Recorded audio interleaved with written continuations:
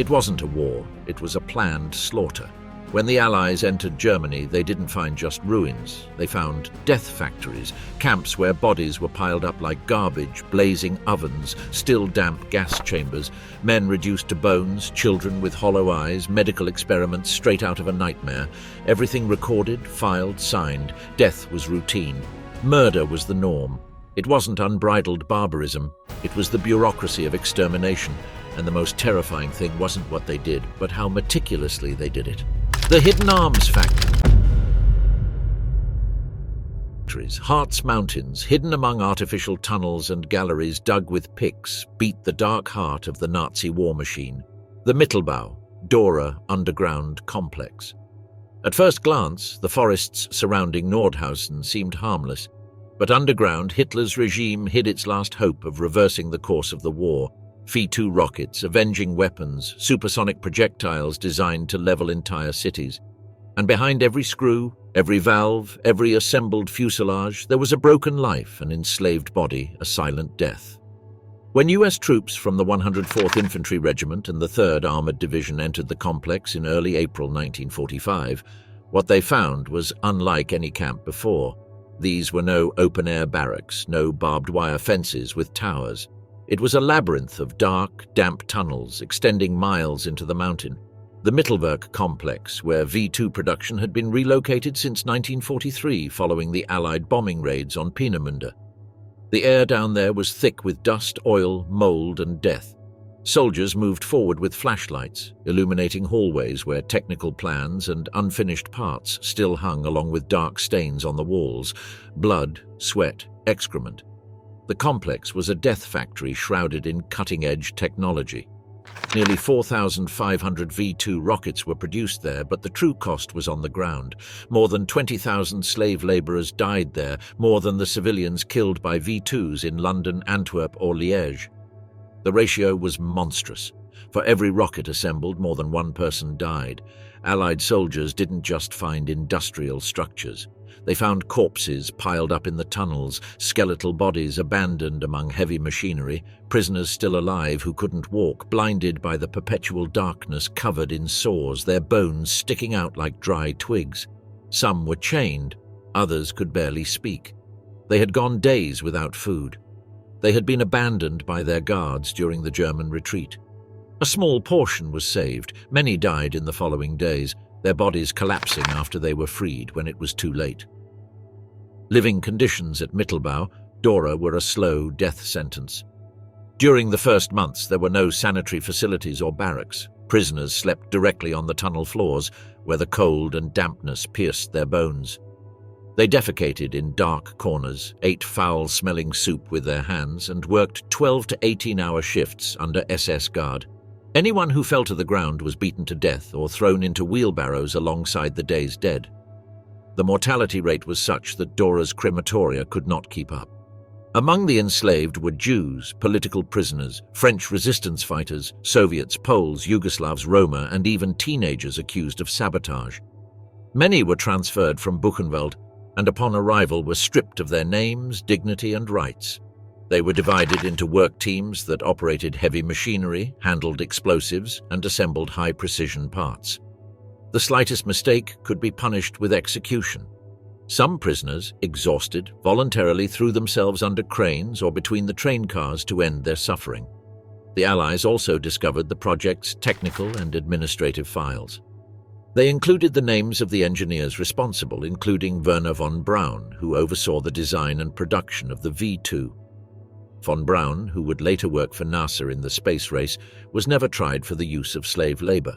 He was rescued by the Americans through Operation Paperclip, along with dozens of scientists who had coordinated rocket production on corpses. Among the remains found by Allied troops were rusty tools stuck to the ground with clotted blood, uniforms bearing the red triangle for political prisoners and the yellow triangle for Jews, and a mountain of shoes and glasses reminiscent of Auschwitz. Some collapsed tunnels still contained bodies never recovered, transformed into part of the factory's very structure. Outside the tunnels, the soldiers reached the barracks area of Dora camp. What they found there was equally gruesome. Prisoners weighing 30 kilos, their eyes sunken in, their ribs exposed, eating grass or mice. Many of them were unaware the war was ending. Their guards had fled days before, but no one opened the gates. Some died clinging to the soldiers who tried to rescue them. One Allied officer wrote in his diary, "I have never seen so many men die simply because they were freed." Mittelbau-Dora wasn't just a factory. It was a monument to modern horror where the most advanced technology coexisted with the most atrocious slavery, where the supersonic missile emerged from the bare hands of a starving prisoner, where every rocket launched into the European sky was built in an abyss, and where the scientific vanguard fed on the corpses of thousands. The Allies, upon emerging from those tunnels, knew that what they had seen could not be forgotten, because there, in the bowels of a mountain, not just a weapon had been created, but a crime with bolts, steel, and death. Mittelbau-Dora stood as a testament to what happens when science and industry are separated from morality, and when knowledge bows to fanaticism. A place where bombs were not heard, but where the silence resounded like an eternal echo of horror. The art collection stolen by the Nazis. When the Allied armies began advancing through the ruined Reich in 1944 and 1945, they found not only concentration camps, death factories, and prisons crammed with corpses. In castle cellars, mine tunnels, air raid shelters, and abandoned mansions, they uncovered a gigantic network of art collections looted by the Nazis. Masterpieces of European painting, Renaissance sculptures, Flemish tapestries, illuminated manuscripts, medieval altarpieces, antique furniture, gold tableware, religious relics. Everything had been stolen, catalogued, packaged, and hidden by Hitler's regime with a sickening systematicity. This plundering wasn't chaotic or improvised, it was a state project. Under the direct orders of Adolf Hitler, Hermann Göring, and Alfred Rosenberg, a machinery of cultural plunder was organized that devastated the museums, galleries, churches, and private collections of every occupied country. Art wasn't just loot, it was symbolic power. It was historical revenge. It was a way of demonstrating the supremacy of the new order over the decay of democracies and, above all, over the Jewish people. The most spectacular find was the Altaussee salt mine in Austria, discovered in May 1945 by American troops. Hidden more than 600 meters underground in cold, damp tunnels, the soldiers found more than 6,500 works of art packed with military precision. There were paintings by Vermeer, Rembrandt, Rubens, Michelangelo, Dürer, Da Vinci, Van Eyck, as well as sculptures, medieval Bibles, and entire archives from the Louvre Museum, the Jeu de Paume, and museums in Vienna, Krakow, Amsterdam, and Florence. The loot was destined to become part of the Führermuseum in Linz, the gigantic art museum that Hitler dreamed of building in his hometown as a symbol of his triumph and cultural legacy. Along with the works were the Nazi catalogues of looting, classified folders, lists of owners, mostly Jews, photographs of the original rooms where the works were hung, and notes from Einsatzstab officials, Reichsleiter Rosenberg, ERR, the unit in charge of systematic looting. Everything was recorded. Everything had been legally stolen under the racist Reich laws, which allowed for the confiscation of property abandoned by deported Jews. Elsewhere, the finds were equally shocking. In the Merkers mine in Germany, American troops found not only Reichsbank gold bars, but thousands of boxes containing tapestries, manuscripts, and paintings. Many of them came from private Jewish collections in Berlin, Paris, Brussels, and Vienna. Some of the works bore labels bearing the names of their owners: the Rothschilds, the Gimpels, the Wildsteins, the Kunstmanns. Other packages contained archives stolen from Masonic lodges, synagogue libraries, and the secret Vatican archives, requisitioned by the SS during the war. Neuschwanstein Castle, hidden in the Bavarian Alps like some kind of wicked fairy tale, hundreds of crates of looted art from France and Belgium were discovered. It was there that ERR officers had set up their headquarters, from where they planned and distributed the stolen art to the Nazi leadership. Hermann Göring, the second most powerful man in the Reich, personally selected the works for his private collection, which once numbered more than 1,800 pieces. His Karenhall Palace on the outskirts of Berlin was a private museum of stolen art, displaying everything from Gobelin tapestries to paintings by Renoir, Monet, and El Greco. The plundering was total. The European Jewish community was stripped not only of their lives, but of their memory, their artifacts, their material culture. Synagogues were emptied, libraries burned, private collections destroyed or divided among the Reich's leaders. Every painting hanging on the wall of a Nazi office had a story. Behind it was a deported family, a murdered collector, a patron who died at Auschwitz. When the Allies found these treasures, many soldiers couldn't believe their eyes. Some took pictures with the works, others cried. Many understood for the first time that the war hadn't been just about territory. It had been a war against civilization itself, against the beauty, history, and soul of Europe. In response, the Monuments, Fine Arts, and Archives section, the famous Monuments Men, a special corps of restorers, historians, conservators, and officials who worked against the clock to identify, preserve, and return the stolen works. It was a race against time. Many works were damaged, others were on the verge of being destroyed by the Nazis, and many had been sold to Swiss dealers or hidden in private homes. The restitution process has been long and fraught with obstacles. Thousands of works were never returned. Some are in museums, others remain in private hands. Some were destroyed during the war. Many have yet to be located. Nazi art was not just a policy of plunder, it was a war on memory, on the cultural identity of entire peoples. What the Allies found when they liberated Europe wasn't just paintings and statues. It was evidence of a monstrous plunder carried out with intelligence, calculation, and greed. It was confirmation that Nazism not only wanted to dominate the present, but to rewrite the past. Stealing art was rewriting history, and the task of recovering it was an act of justice as essential as liberating a concentration camp. Every recovered painting, every saved sculpture, every reconstructed catalogue is a piece of humanity rescued from the abyss. Because where the Reich sought to impose oblivion, the Allies found the truth that neither gold nor armies nor rockets can erase stolen beauty when it is recovered with memory and dignity. Scientists and the future of war. Upon occupying Germany, the Allies discovered something even more disturbing, the war that would come in the following years. In destroyed hangars, underground tunnels, secret laboratories, and camouflaged launch pads, they stumbled upon technology that seemed straight out of science fiction, ballistic missiles capable of reaching London at supersonic speed. And behind those missiles, a group of German scientists had built the most advanced weapon ever seen. Its name, V2, its symbol, the first shadow of the space age born of horror. The V2, Vergeltungswaffe 2, retaliation weapon, was the world's first long-range ballistic missile. It weighed 12 tons, reached a speed of 5,760 kilometers per hour, broke the sound barrier, and struck without warning. There was no defense, no sirens. Just the brutal impact, a column of fire, cracked concrete, dismembered bodies and dust. It was launched more than 3,000 times over cities like London, Antwerp and Liège between 1944 and 1945. Its purpose wasn't military, it was psychological, high-tech terror. As the Allies pushed into areas like Peenemünde on the Baltic coast and later into the underground factories of Mittelwerk, where it was mass-produced, they realized they were dealing with a level of engineering beyond anything they had imagined. But the most important discovery wasn't the missile itself, but the men who designed it, the engineers on Werner von Braun's team. Brilliant, ambitious, nationalistic scientists, some convinced, others opportunistic. All of them had worked for Hitler to develop a weapon that was intended to change the course of the war with math and fire. Von Braun, the program's chief engineer, was young, charismatic, and well-educated, having joined the SS in 1940. Under his leadership, the Peenemünde team had tested the first flights in 1942 and perfected the guidance, propulsion, and stabilization system that would make the V2 a real threat. What the Allies didn't know at first was that this weapon had been built on mountains of corpses.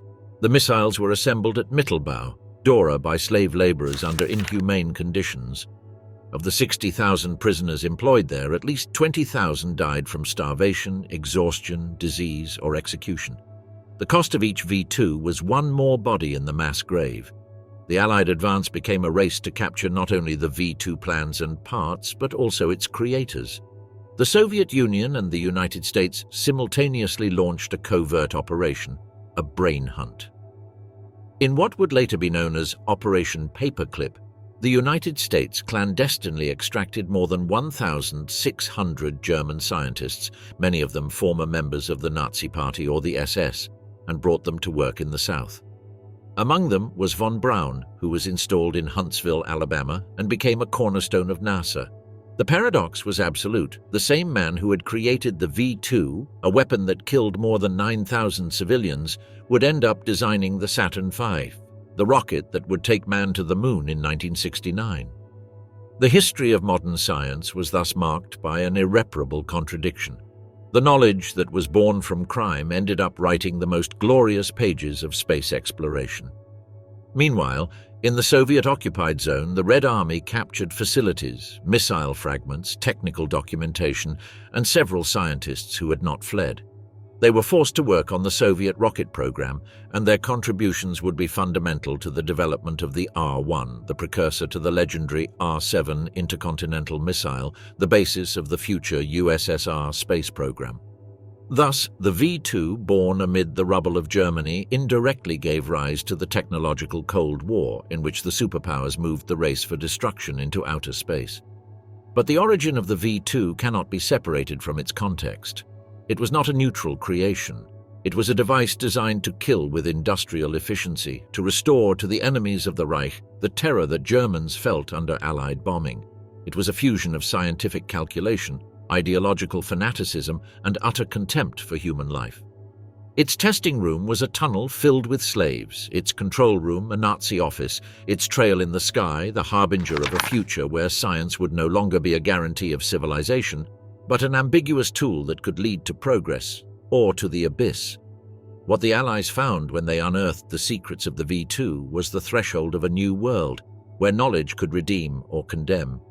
There, amidst steel tubes, technical manuals, and still warm corpses, the ultimate truth of the 20th century was revealed: that there is no progress without ethics, and that the glory of the rocket is only valuable if it doesn't take off on the backs of the dead. Mass executions. When the Allied armies began to liberate Europe, among the horrors they encountered, extermination camps, mass graves, torture laboratories, death factories, they also discovered the hidden trail of a brutal and systematic practice: the summary execution of prisoners of war. Beyond combat, outside the rules of the Geneva Convention, tens of thousands of soldiers, British, American, Soviet, French, Polish, Canadian, were murdered after surrendering, some immediately, others days later, becoming nuisances or targets of reprisals. Throughout occupied Europe, from the beaches of Normandy to the forests of the East, the Wehrmacht, and with particular sadism, the Waffen, SS, perpetrated massacres of prisoners with a mixture of ideology, hatred, and tactical desperation. Surrender did not guarantee life. Sometimes the ceasefire signal meant the beginning of a massacre. One of the most infamous cases occurred in Malmedy, Belgium, on December 17, 1944, during the Ardennes offensive. Troops of the 1st SS Panzer Division Leibstandarte Adolf Hitler, commanded by Joachim Peiper, captured more than 120 American soldiers from the 285th Artillery Observation Battalion. They disarmed them and herded them into a snowy field. There was no interrogation, no transfer. They were shot en masse with machine guns. Some survived by hiding under the bodies of their comrades pretending to be dead. When Allied troops arrived on the scene, they found frozen bodies, some shot in the head at point-blank range, others with their hands still raised in surrender. This massacre was no exception. It was a brutal demonstration of how, at the end of the war, the boundary between combat and murder collapsed. The Waffen, SS in particular, were trained not only to fight, but to exterminate. The regime's idea of total war included the elimination of the enemy even after they had surrendered, especially if they were Soviet, partisan, or simply non-white. Many SS officers considered the prisoners traitors to be shot, not legitimate enemies. On the Eastern Front, the murder of Soviet prisoners of war reached an industrial scale. Beginning in 1941, following the invasion of the USSR under Operation Barbarossa, an unofficial but systematic policy was established. Soviet soldiers did not deserve the guarantees of the Geneva Convention. In the first year of the campaign, more than 2 million Soviet prisoners died from starvation, exposure, mass executions, or ritual shootings. In transit camps such as Stalag 352 in Minsk or Dulag 203, thousands of Soviet soldiers were crammed into shelterless camps without food or water. In some cases, trenches were dug and they were ordered to enter in batches. They were executed with machine gun fire. In other areas, they were rounded up and burned alive in barns or wooden buildings. The Wehrmacht actively participated in these crimes, alongside units of the SD, the collaborationist NKVD, and the Einsatzgruppen. In Ukraine and Belarus, German troops also practiced what they called rearguard mopping. Wounded or isolated soldiers were shot on the spot. In many cases, German officers forced the prisoners themselves to dig their own graves before being executed. Some massacres were photographed by German soldiers as war trophies. In the photographs recovered by the Allies, lines of kneeling soldiers can be seen blindfolded with their killers' bayonets already placed on their necks. Captured Italians, Yugoslavs and Poles also suffered systematic executions, especially if they were partisans or suspected of collaborating with the resistance. In 1944, in the Apennine Mountains, following the surrender of Italian troops to the fall of Mussolini, hundreds of Italian soldiers were executed by German troops, considered traitors. In Slovenia and Croatia, captured partisans were hanged in public, their bodies left hanging for days as a warning. Canadians were also victims. In Abbaye d'Ardenne, in June 1944, Canadian soldiers captured by the 12th SS Panzer Division Hitler Youth were brutally interrogated, beaten, and then shot in the back of the head. Their bodies were buried in shallow graves inside the monastery. When Allied troops retook the site, they found the remains, some with smashed skulls, others with signs of torture prior to execution. This crime was documented and used in post-war trials. Even in the West, where standards were supposedly higher, there were crimes. During the retreat through Normandy, surrendering British soldiers were stabbed, shot, or simply run over by tanks. Sometimes they were forced to strip naked, had their boots stolen, and were left to die in the mud. In other cases, German troops used prisoners as human shields, forcing them to march to the front to absorb enemy fire. The psychological impact of these massacres was profound. Allied soldiers began to distrust the possibility of surrendering or accepting surrenders. In many cases, capturing SS soldiers alive was prohibited, and reprisals also began at the front, especially by Soviet or French troops of African origin. The circle of hatred was closed, the all-out war had begun, and the rules were forever broken. What the Allies found weren't just mass graves. They were archives, testimonies, photographs, lists of responsible units, confessions obtained after the surrender. The massacres of prisoners were so numerous that they couldn't all be judged. The most symbolic were chosen: Malmedy, Babi Yar, Minsk, Ardennes, Normandy.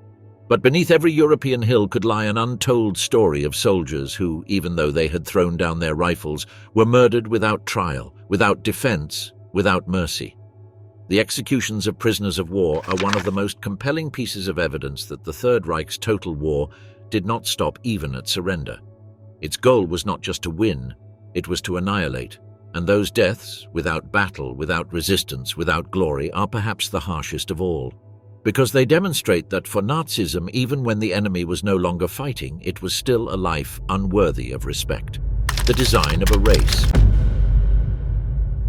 When the Allies began to occupy Germany and the territories of the Third Reich, they found something they hadn't expected. Beyond the concentration camps, the death factories, the archives of racial extermination, they discovered the most perverse dimension of the Nazi project to redesign humanity, a network of clinics, maternity wards, and orphanages designed to create, literally, a new race. The program was called Lebensborn, source of life. And behind its maternal facade lay one of the coldest, most calculated, and most sinister expressions of National Socialist ideology. Lebensborn was created in 1935 by Heinrich Himmler, head of the SS, as part of his vision of an Aryan racial elite that would dominate Europe for 1,000 years. The goal was to increase the number of pure children according to the regime's racial criteria. To achieve this, the state had to intervene directly in reproduction. The idea was to turn motherhood into a function of the ideological apparatus, raising children selected, supervised, and indoctrinated from the cradle. A woman's womb was transformed into a tool of war. Lebensborn homes were luxurious clinics. Buildings in Bavaria, Austria, Norway, Belgium, or France resembled country houses. Rooms with cribs, female medical staff, sunny gardens, and healthy food.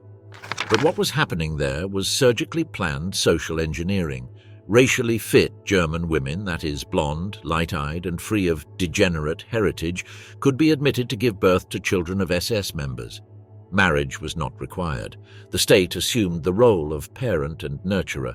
In return, the women agreed to give up the child if necessary. The maternal bond was secondary to the racial project. Beginning in 1939, the program expanded beyond the borders of the Reich. In Norway, Poland, Czechoslovakia, Slovenia, and other occupied countries, the SS began recruiting children with Aryan features. Blonde hair, blue eyes, good build. They were forcibly removed from their families and taken to Lebensborn facilities. There they were Germanized, their names were changed, they were forbidden to speak their native language, they were taught German, and they were educated as members of the Reich. Many never saw their parents again. If they cried for them, they were punished. If they resisted, they were sent to camps. The Allies found hundreds of these children at the end of the war, many unable to remember their real name, their mother tongue, or their past. In Lebensborn homes, identity was a dispensable variable. What mattered was blood. If a child didn't meet expectations in health, behavior, or performance, they could be transferred elsewhere. Some, deemed unsuitable, were simply discarded, sent to psychiatric institutions, or even exterminated in parallel programs like Action T4. Documents found in SS offices confirmed that more than 20,000 children were born within the Lebensborn program, not counting the thousands kidnapped from Eastern Europe. In Poland, between 1941 and 1944, at least 200,000 children were racially assessed. Of these, only a fraction were found suitable for Germanization. The rest were sent to camps like Auschwitz, where many died. At the Nuremberg trials, the Lebensborn program was partially addressed. Although its facade appeared humanitarian, prosecutors presented it for what it truly was: a component of the Nazi cultural genocide, a systematic attempt to destroy peoples and absorb their best elements into the racial structure of the Reich. SS officers justified its existence as social aid, but the reports spoke for themselves. Lists with racial assessments of babies, reports on genetic aptitude, photographs of naked children next to metric rulers measuring their skulls. Some Lebensborn children were returned to their families after the war, but others never recovered their identity. They were caught between two worlds, neither completely German nor fully accepted in their countries of origin. They carried the guilt of others, the stigma, the silence. Many didn't learn until they were adults that their childhood had been part of a racial experiment, that their parents were unknown, that their history had been erased by bureaucrats in black uniforms and swastikas. Lebensborn program was not a marginal idea. It was an institutionalized project, with clinics, budgets, archives, and medical personnel, directly supervised by Himmler. These were not simple births, but a form of slow, bloodless genocide, where war was waged not with bullets but with cradles, where the weapon was oblivion, and the crime was denying a child the right to know who they are. What the Allies found when they opened the Lebensborn archives was a horrifying revelation. Nazism not only killed those it considered impure, it also artificially bred the pure. And that perhaps was even more terrifying, because it demonstrated that the will to exterminate was not merely reactive, but proactive, planned, reproductive. The killing fields, an industrialized network of death, slavery, and human destruction. There were concentration camps, forced labor camps, and extermination camps, each with a purpose, but all part of the same purpose: to systematically annihilate millions of people for racial, political, religious, or social reasons. It wasn't an accumulation of horrors, it was a system. The first soldiers to arrive at a camp, be it Auschwitz, Dachau, Buchenwald, Majdanek, Bergen, Belsen, Mauthausen, Ravensbrück, or any other, didn't know what they were about to find. Some thought they were liberating prisons. Others expected barracks filled with captive soldiers. What they saw was a geography of organized death where suffering was not an accident but a planned product. Bodies piled up like garbage. Men and women who were living skeletons, barely able to speak. Piles of human hair, mountains of shoes, glasses, suitcases with names written on them that never reached their destination. The concentration camps were the first phase. Created in 1933 after Hitler took power, their initial purpose was to imprison political opponents, communists, social democrats, intellectuals. But as the regime radicalized, the camps filled with Jews, Jehovah's Witnesses, homosexuals, Roma, people with disabilities, common criminals, and anyone else deemed antisocial. These camps weren't necessarily meant immediate death. They were meant to completely break people. Hunger, cold, beatings, humiliation, pointless labor, torture, overcrowding, epidemics, and medical experiments. But beginning in 1941, with the implementation of the final solution, the system changed.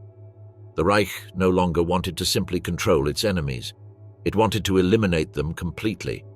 Thus were born the extermination camps: Treblinka, Sobibor, Belzec, Chelmno, Majdanek, and Auschwitz-Birkenau. These were not work centers, they were killing factories. The goal was the rapid, efficient mass murder of hundreds of thousands of people.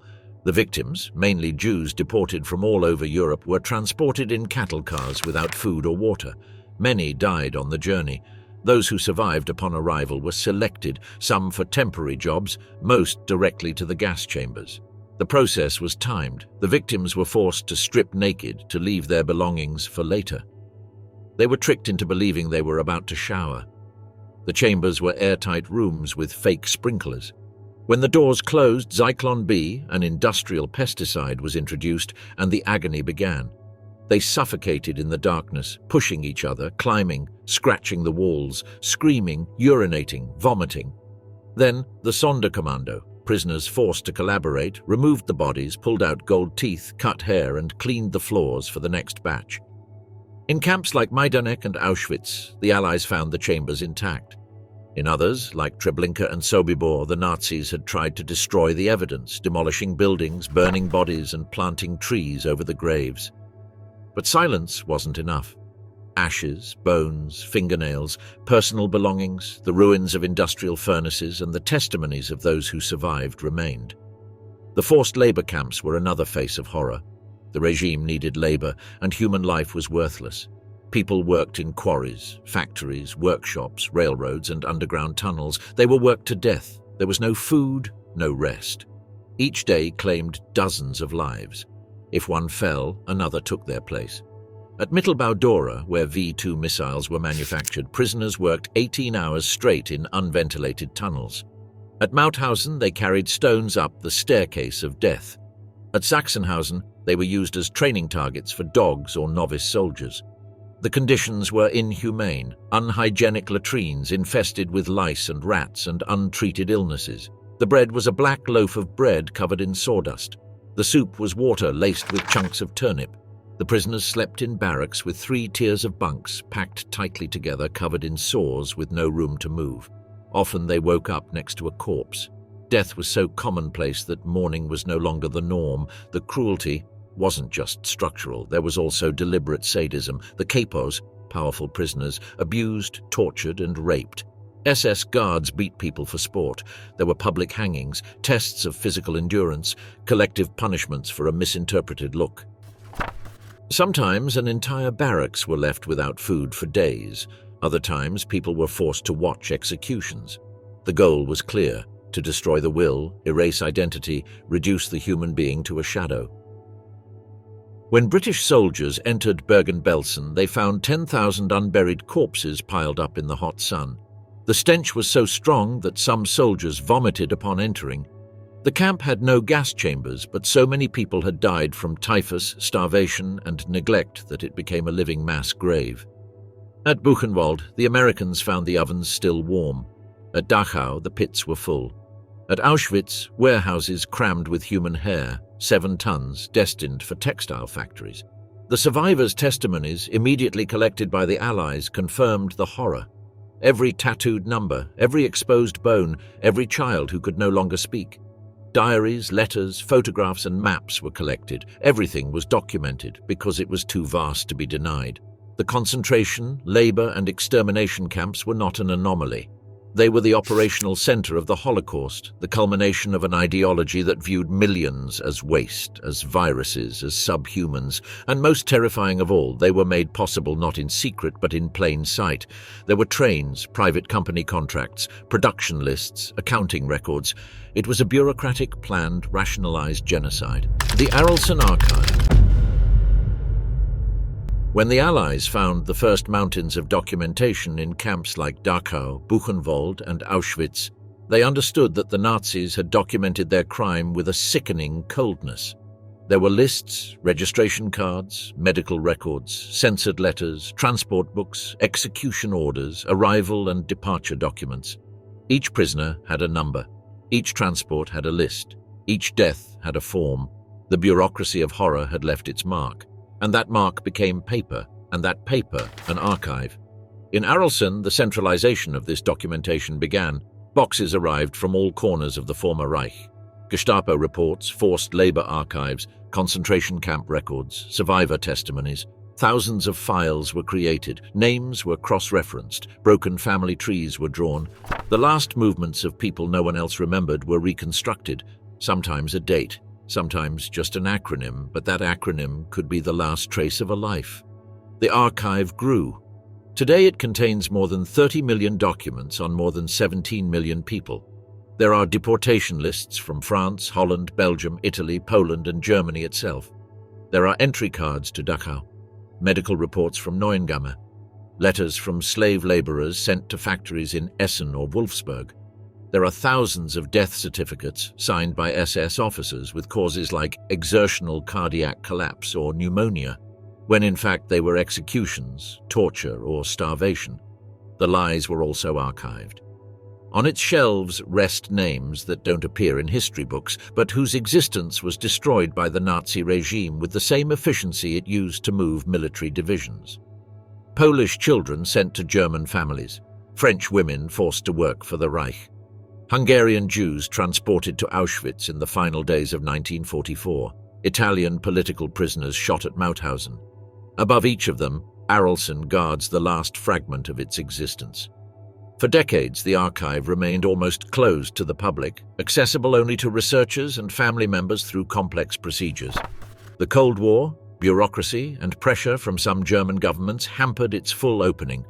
But in 2007, after years of struggle by historians and victims' associations, the opening of its collections was approved.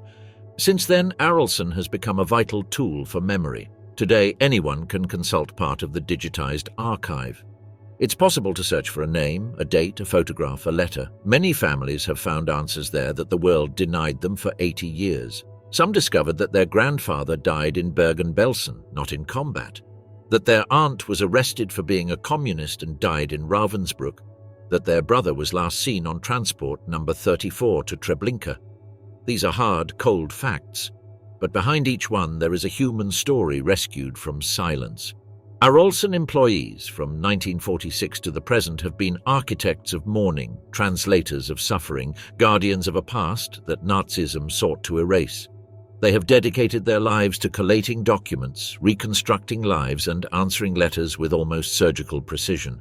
Each response doesn't erase the pain, but at least it gives form to the emptiness, allowing us to say, he was here, he died here. This is where we saw him for the last time. Arolsen Archive is a silent memorial made of paper, ink, numbers, and names. It has no marble or eternal fire, but it contains the memory of millions. It is a database against oblivion, proof that each victim had a story, a body, a fear, a love, an ending. What the Allies found in the camps was hell, but what they built later with Arolsen was the possibility of looking at that hell with open eyes, with clear names, with the will to ensure it never happens again. Because as long as there's an archive, a card, a saved letter, the crime is never complete. Memory, however small, is resistance. The plains of tomorrow. When the Allies stormed into the heart of the dying Reich, they didn't just encounter rubble, corpses, and ruined cities. What they found in the hangars of Bavaria, in the icy tunnels beneath the mountains of Thuringia, and in the abandoned hangars of Prague or Nordhausen was a vision that seemed ripped from the future. Propellerless machines, streamlined bodies like winged bullets, eerily silent fuselages, and engines capable of shattering the sound of history. These were the jet aircraft of the Third Reich, mechanical beasts conceived for a doomed empire, assembled in desperation and in many cases still warm, still unbaptized by fire. The Messerschmitt. May 262 was the first. They saw it at Lechfeld, hidden under camouflage netting, its Jumo 004 engines still smelling of dry kerosene. It was a Predator capable of reaching speeds of 870 kilometers per hour with 4 30mm cannons in the nose. In an instant, dozens of Allied technicians understood. If this thing had arrived earlier, London might have burned. The smoking wreckage of Lancaster bombers confirmed it. But what was most blood-curdling was its provenance. It had been assembled by starving prisoners in underground factories like Mittelbau-Dora, where living skeletons were worked to death. For every plane blown up, dozens of slave laborers fell unburied amidst aluminum dust and shouted orders. Beyond the Me 262, they encountered even more abstract horrors. The Heinkel He-162, known as the Volksjäger, meaning people's fighter, was designed for children. Its design called for young Hitlerjugend to pilot it after basic training. Hundreds were being assembled when the Allies arrived. The engines were mounted on top of the fuselage, cobbled together from refrigerator parts and plywood. It was a demented idea, pushing teenagers into the sky to die against heavy bombers. A few kilometers away, dozens of corpses of trainees executed for sabotage lay. In Gotha, they discovered the unthinkable, the Horton Ho 229, a tailless, boomerang-shaped stealth-flying wing. Its still-smoking wreckage, semi-assembled by Czech slave labor, resembled a saucer from a bad dream. It was the first real attempt at radar invisibility, a stealth project that would influence US stealth fighters decades later. When plans were unearthed, notes were found simulating trajectories toward Washington. At other facilities, technicians found the wreckage of the Arado R-234, the first jet bomber, with a pressurized cabin, high-definition cameras, and a speed superior to any Allied fighter. Its empty cargo holds still held the remains of incendiary bombs ready for a burning Berlin. From its improvised runways came the last aerial images of Allied convoys crossing the Rhine. At Nordhausen, they found hundreds of corpses piled up alongside it, prisoners who had been used to assemble its wings until their very last day. What caused the most horror wasn't what was flying, but what was barely born. The TAR-183, a transonic T-tail fighter ready to defy the laws of aerodynamics. The Lippisch P-13A, a turbineless aberration which aimed to fly using coal dust. The DFS-346, a manned missile designed to be launched from bombers and skim the stratosphere. And the infamous America Bomber project, capable of crossing the Atlantic and dropping atomic bombs on New York. Its plans were signed, its structures partly built, weeks, days. The Allies looted what they could. They transported parts to America under Operation Paperclip. They brought the engineers in alive. They captured Jumo 004 engines. They reassembled prototypes. They copied wings. They created entire schools of engineering by copying the hell they had discovered. But they never forgot how it was all built. Every rivet had blood. Every wing was forged over broken backs. German Reich engineering wasn't brilliance. It was despair. It was slavery, madness, and ambition on the brink of collapse. In the Dora tunnels, American technicians wept, not for the planes, for the bodies chained to workbenches, for the Hungarian children still strapped to exhaust pipes, for lungs destroyed by metal dust, for the skeletons still tattooed with numbers who died bending metal for a plane that never flew. The Reich's jet revolution was not a triumph of science, but an aerodynamic crime, an architecture of horror at the service of a regime that sought to reach the heavens, climbing over mountains of corpses. And when it was all over, when the engines cooled and the fuselages were displayed like trophies, what remained were not blueprints or patents, but a warning that progress without soul, without ethics, without humanity is no future.